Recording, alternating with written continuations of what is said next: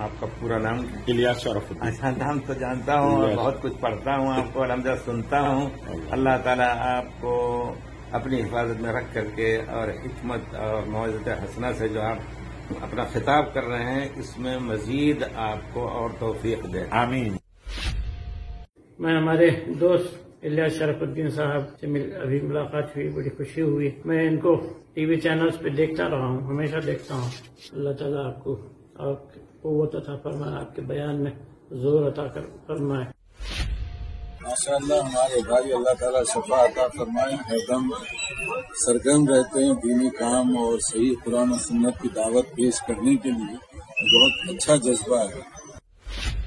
ایک زمانہ یہ تھا، ابھی چند سال پہلے ماضی کی طرف جائیں تو ہمارے ہندوستان میں ایسے ایسے علماء تھے جو مرد خلائق سے ہر علم میں، حدیث میں، تفسیر میں، نحو میں، بلاغت میں پوچھا جاتا ہے کہ کون مرجع ہے فلاں علم میں، تو ایک نہیں کئی کی طرف اشارہ کیا جاتا ہے۔ لیکن آج اس وقت یہ حال ہے کہ اگر پوچھا جائے علم حدیث جو ہمارا سورہ امتیاز ہے، جس پر ہم فخر کرتے ہیں، مولانا عبید اللہ صاحب سے حدیث مولانا کے بعد اگر کوئی مرجع حدیث میں کوئی پوچھتا ہے کہ حدیث میں مرجع اس وقت کون ہے تو ہم کو بالکل چاروں طرف اندھیرا نظر آتا ہے اور چیز جو ہے ہم پر فٹ آ رہی ہے، جو بخاری مسلم روایت ہے کہ اللہ تبارک و تعالیٰ اس علم کو ایسے اٹھا نہیں دے گا،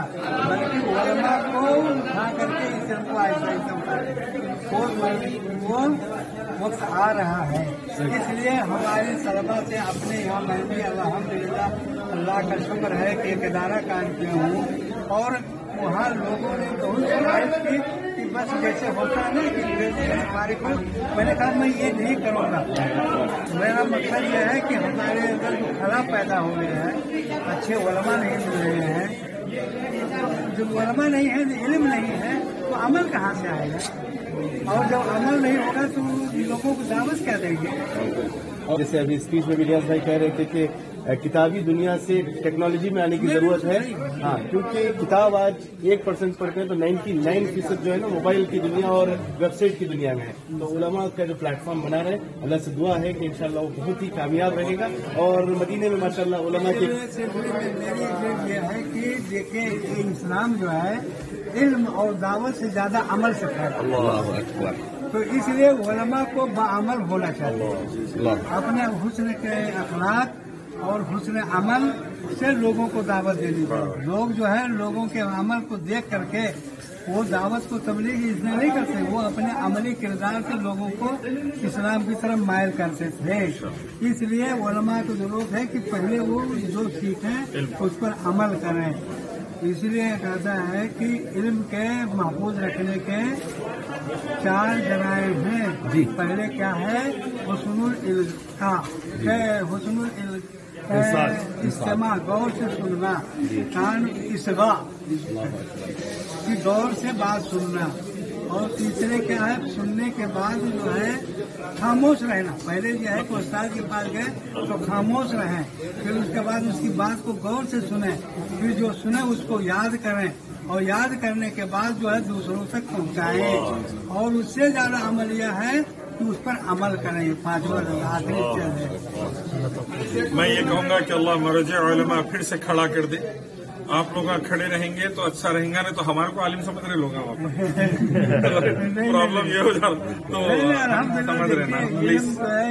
کوئی سرٹیفکیٹ سے نہیں ہوتا ہے، ہمارے صحابہ کرام کے پاس کون سی سرٹیفکیٹ تھی؟ بڑے بڑے علماء جو ہمارے گزرے ہیں ان کے پاس کوئی سرٹیفکیٹ نہیں تھی، وہ سن کر کے سیکھ کر کے دروس میں حاضر ہو کر کے اور وہ عالم بنے تھے، لیکن وہ اپنے اپنی جگہ پر یہ کہ وہ تھے کیا نام، داعیہ بھی تھے، ایک علم کے پہاڑ بھی تھے۔ شیخ اسلام کے مشہور معروف اسکالر جناب الیاس شرف الدین صاحب کا استقبال کرتے ہیں کہ ان کے آنے سے اس دعوت سینٹر میں روشنی کی ماشاءاللہ پھر سے استقبال ہے اس دعوت سینٹر میں کہ تشریف لائے، اہلا وسہلا و مرحبا۔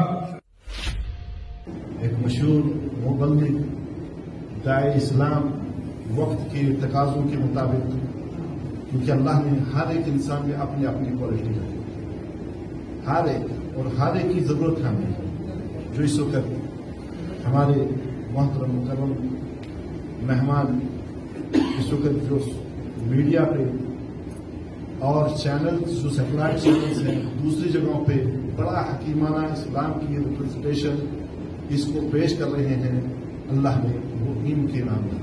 اسی لیے ایسے عالم کی مبلغ کی قدر کرنا اسلام کی قدر ہے. علماء کی شان اس وقت بڑھتی ہے جب ہمارے پاس اس قسم کے مبلغ ہوں.